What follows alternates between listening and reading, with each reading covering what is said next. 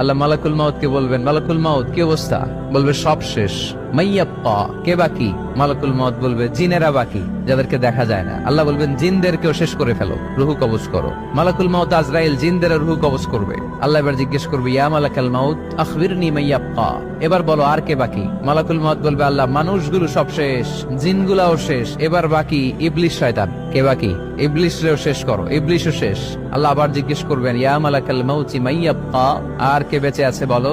মালাকুল মাউত বলবে, আল্লাহ আপনার কথা অনুযায়ী পৃথিবীর সব মানুষের রুহু কবজ করলাম, সব জিনদের রুহু কবজ করলাম, ইবলিসের রুহু কবজ করলাম, এখন আছে শুধু ফেরেশতা। আছে কারা? যাও ফেরেশতাদের রুহু কবজ করো। ফেরেশতাদের রুহু কবজ হয়ে যাবে। এবার আল্লাহ জিজ্ঞেস করবেন, ইয়া মালাকাল মাউত আখবিরনি মাইয়াব্বা।